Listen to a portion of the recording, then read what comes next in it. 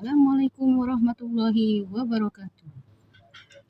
Pada pertemuan kali ini kita akan membahas mengenai surat Al-Ahqaf, di mana bunyinya yaitu A'udzubillahi minasyaitonirrajim. Bismillahirrahmanirrahim. Tabbat yada abi lahabin wa tab, ma agna anhu maluhu wa ma kasab. Sayasla naran zata lahabin wa imra'atuhu hammalatal hatab. Fi jidha hablum min masad. Shadaqallahul azim. Di mana arti daripada surat Al-Ahqaf yang pertama itu tabat yada abi lahabi watab, binalah salah kedua tangan Abu Lahab, ma agna anhu maluhu wa ma kasab, dan tidak ada gunanya harta yang dia miliki dan apa-apa yang dia usahakan. Saya selana ronzata lahabi wa mro'atu amalatul hatab, kelak dia akan masuk ke dalam api yang bergejolak dan istrinya adalah membawa kayu bakar. Wijidiha hablum min masad, di mana istrinya akan membawa kayu bakar yang di lehernya dikalungi oleh sabut yang dipintal. Dari surat Al-Ahqaf termasuk surat yang ke-111 dan dia terdiri dari 5 ayat. Tafsir Ibnu Katsir, Imam Bukhari meriwayatkan dari Ibnu Abbas. Suatu hari Rasulullah keluar menuju Batha.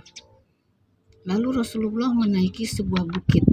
Lalu ketika itu Rasulullah berseru, "Ya Sobahah."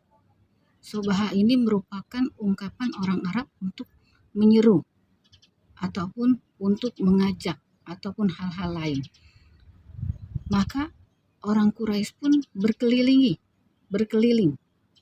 Lalu setelah itu Rasulullah mengatakan, berbicara, "Seandainya aku katakan kepada kalian bahwa sekarang ini di balik bukit itu ada pasukan musuh yang akan menggempur kalian, apakah kalian akan percaya?"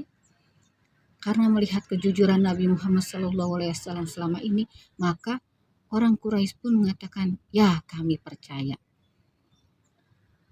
Lalu Rasulullah pun bersabda, "Aku ingatkan kepada kalian bahwa siksa Allah yang dahsyat akan segera datang."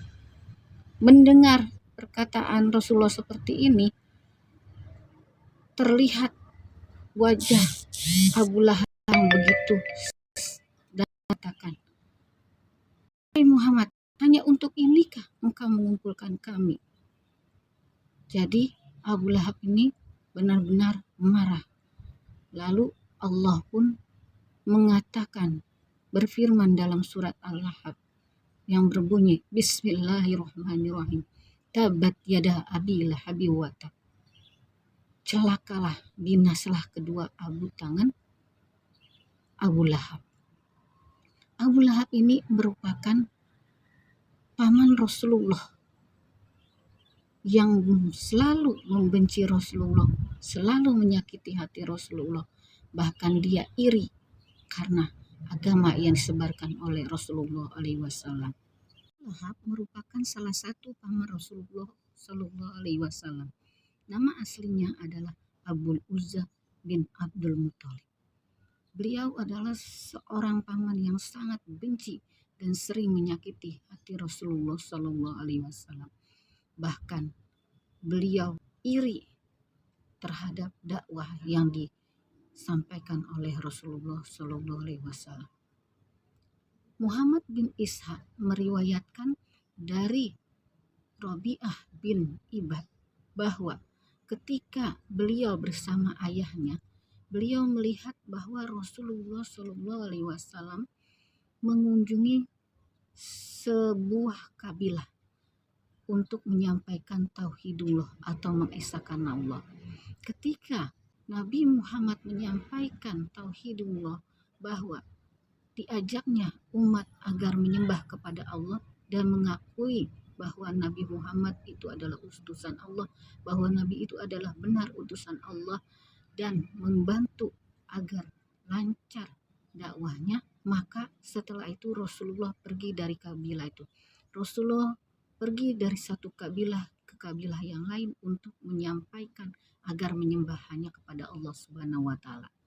Setiap kabilah yang dikunjungi oleh Nabi Muhammad SAW, Tidak lama kemudian akan datanglah seorang laki-laki yang mukanya pucat dan memakai wig, lalu menghampiri kabilah yang sudah dihampiri oleh Nabi Muhammad SAW dengan mengatakan bahwa jangan kalian dengarkan apa yang disampaikan oleh laki-laki itu, karena laki-laki itu adalah hanya mengajak kita untuk meninggalkan Lata dan Uzza. Nah, dari peristiwa inilah maka Allah Subhanahu wa taala menurunkan surat Al-Lahab.